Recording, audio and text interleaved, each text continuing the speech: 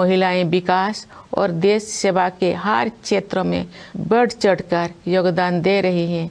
मुझे ये देखकर प्रसन्नता होती है कि हमारे देश में महिलाओं के आर्थिक सशक्तिकरण पर विशेष ध्यान दिया जा रहा है। देख रहे हैं कि भारत ने न केवल विश्व मंच पर अपना यथोचित स्थान बनाया है, बल्कि अंतर्राष्ट्रीय व्यवस्था में अपनी प्रतिष्ठा को बढ़ाया भी है। भारत ने अंतर्राष्ट्रीय मंच पर अग्रणी स्थान बनाया है तथा G20 देशों की अध्यक्षता का दायित्व भी संभाला है। मेरे प्यारे देशवासियों, देश के स्वतंत्रता दिवस पर आप सभी को मेरी हार्दिक बधाई।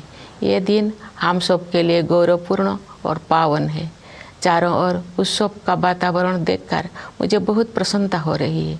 ये प्रसन्नता और गौरव की बात है कि कस्बों और गांव में यानी देश में हर जगह बच्चे, युवा और बुजुर्ग सभी उत्साह के साथ स्वतंत्रता दिवस के पर्व को मनाने की तैयारी कर रहे हैं। हमारे देशवासी बड़े उत्साह के साथ आज़ादी का अमृत महोत्सव मना रहे हैं। स्वाधीनता दिवस का उत्सव मुझे मेरे बचपन के दिनों की याद भी दिलाता है। अपने गांव के स्कूल में स्वतंत्रता दिवस समारोह में भाग लेने की हमारी खुशी रोके नहीं रुकती थी। जब त्रिरंगा फहराया जाता था तो हमें लगता था जैसे हमारी शरीर में बिजली सी दौड़ गई हो। देशभक्ति के गौरव से भरे हुए हृदय के साथ हम सब राष्ट्रीय ध्वज को सलामी देते थे तथा राष्ट्रगान गाते थे। मिठाइयाँ बांटी जाती थी और देशभक्ति के गीत गाए जाते थे जो कई दिनों तक हमारी मन में गूंजते रहते थे। ये मेरा सौभाग्य रहा है कि जब मैं स्कूल में शिक्षक बनी तो मुझे उन अनुभवों को फिर से जीने का अवसर प्राप्त हुआ। जब हम बड़े होते हैं तो हम अपने खुशी को बच्चों की तरह व्यक्त नहीं कर पाते, लेकिन मुझे विश्वास है कि राष्ट्रीय पर्व से जुड़े देशभक्ति की गहरी भावना में तनिक भी कमी नहीं आती है। स्वतंत्रता दिवस हमें ये याद दिलाता है कि हम केवल एक व्यक्ति ही नहीं है, बल्कि हम एक ऐसे महान जन समुदाय का हिस्सा है जो अपनी तरह का सबसे बड़ा और जीवंत समुदाय है। ये विश्व के सबसे बड़े लोकतंत्र के नागरिकों का समुदाय है। जब हम स्वतंत्रता दिवस समारोह मनाते हैं तो वास्तव में हम एक महान लोकतंत्र के नागरिक होने का उत्सव भी मनाते हैं। हमें हर एक की अलग अलग पहचान है। जाति, पंथ, भाषा और क्षेत्र के अलावा हमारी अपने परिवार और कार्य क्षेत्र से जुड़े पहचान भी होती है, लेकिन हमारी एक पहचान ऐसे है जो इन सब से ऊपर है और हमारी वो पहचान है भारत का नागरिक होना। हम सभी समान रूप से इस महान देश के नागरिक हैं। हम सबको समान अवसर और अधिकार उपलब्ध है तथा हमारे कर्तव्य भी समान है। लेकिन ऐसा हमेशा नहीं था। भारत लोकतंत्र की जननी है और प्राचीन काल में भी हमारे यहाँ जमीनी स्तर पर लोकतांत्रिक संस्थाएं विद्यमान थी, किंतु लंबे समय तक चले औपनिवेशिक शासन ने उन लोकतांत्रिक संस्थाओं को मिटा दिया था। 15 अगस्त 1947 के दिन देश ने एक नया सवेरा देखा। उस दिन हमने विदेशी शासन से तो आज़ादी हासिल की है, हमने अपनी नियति का निर्माण करने की स्वतंत्रता भी प्राप्त की।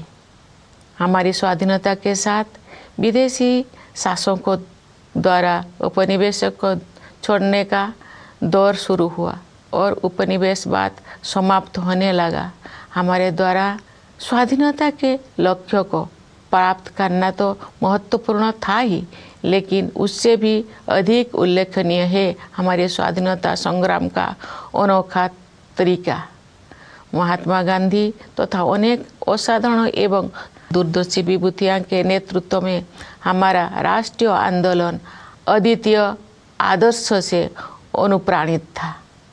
गांधी जी तथा अन्य महानायकों ने भारत की आत्मा को फिर से जगाया और हमारी महान सभ्यता के मूल्यों का जन जन में संचार किया।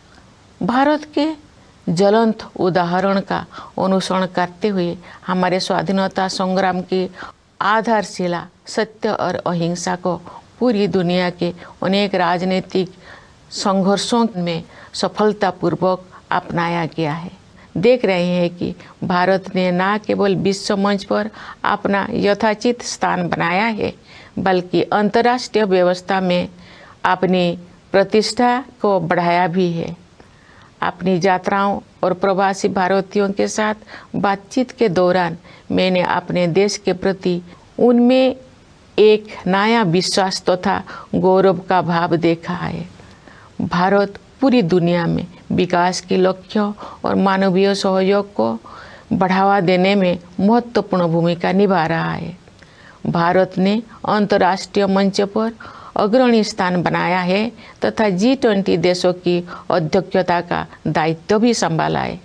चूँकि G20 समूह दुनिया की 2/3 जनसंख्या का प्रतिनिधित्व करता है, इसलिए ये हमारे लिए वैश्विक प्राथमिकताओं को सही दिशा में ले जाने का एक अद्वितीय अवसर है।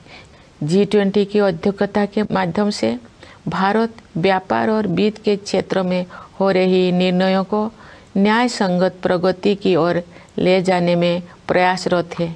व्यापार और वित्त के अलावा मानव विकास से जुड़े विषय भी कार्यसूची में शामिल किए गए हैं।